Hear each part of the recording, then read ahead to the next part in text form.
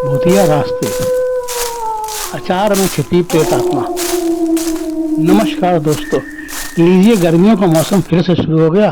फिर वही पसीने की चिपचिपाहट, लू की तपिश, पसीने की बदबू, साथ ही लू लगने से होने वाली परेशानियां, बीमारियां फैलने के आसार।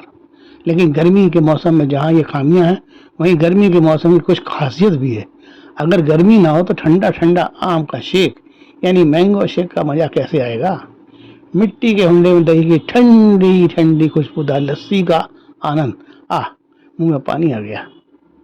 क्या बात है, काश एक गिलास लस्सी मिल जाती। अजी साहब, लस्सी क्या आम का शरबत भी तो कोई कम थोड़े ना होता है। आम का पना जीरे के तड़के के साथ मजा ही कुछ और है। और हाँ, कच्चे आम का अचार, इसका तो कहना ही क्या। गर्मी के मौसम में आने वाली आंधी तूफान से कच्चे आम का पेड़ों से गिरना और उन्हें उठाकर कच्चा ही खाते हुए आंख मारने का मजा भी कोई कम नहीं होता जनाब। कभी खट्टे आम का रसास्वादन करके तो देखिए, गांव से शहर आना भूल जाएंगे।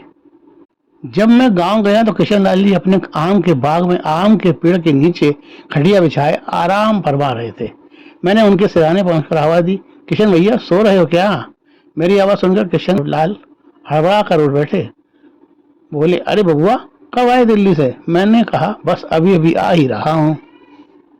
किशन लाल बोले, आओ आओ, बैठो बैठो, ठंडी ठंडी हवा का आनंद लो बबुआ, शहरों में ये सुख कहाँ है।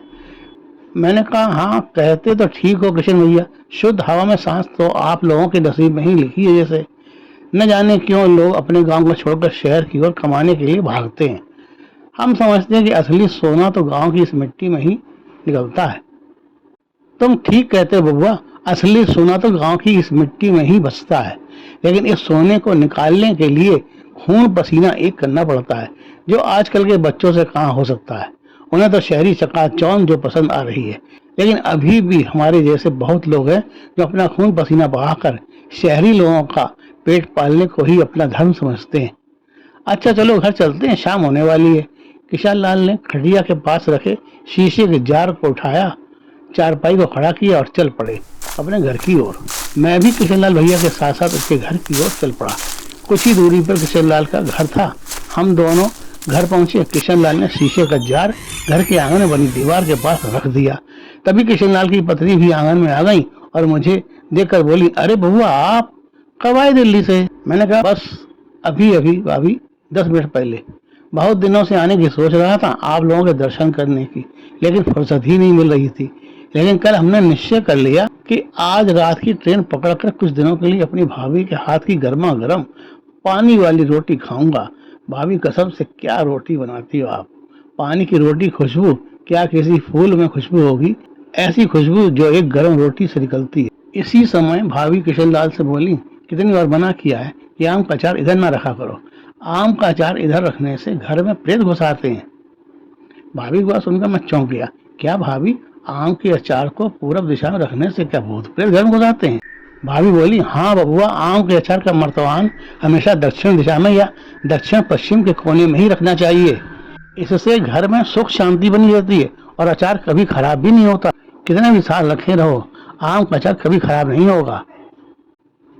मैंने पूछा, और क्या क्या एहतियात बरतने चाहिए आम के अचार को ठीक ठाक रखने के लिए? भाभी जी, आपने जो आम का अचार दिया था हमें पिछले साल, वह 2-3 दिन में ही सड़ गया था, जबकि हम हमेशा साफ धुली हुई चम्मच से ही उस आम के अचार को खाने के लिए निकालते थे।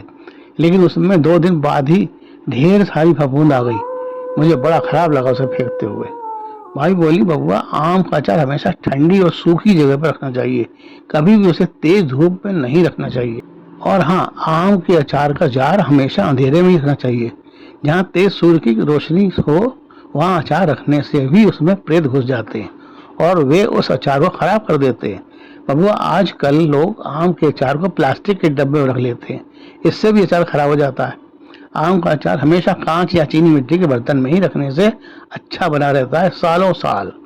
बबुआ, जब दिल्ली वापस जाना हो तब बता देना, हम बढ़िया से कांच के जार में तुम्हें आम का अचार दे देंगे।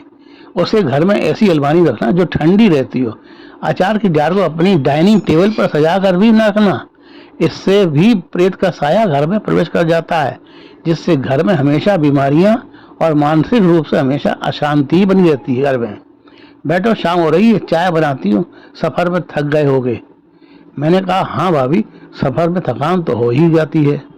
बढ़िया सी चाय बना लो 3 कप, तीनों लोग साथ बैठकर पियेंगे। साल हो गई साथ ना बैठे हम सब। साथ बैठकर खाने पीने का मजा ही कुछ और होता है।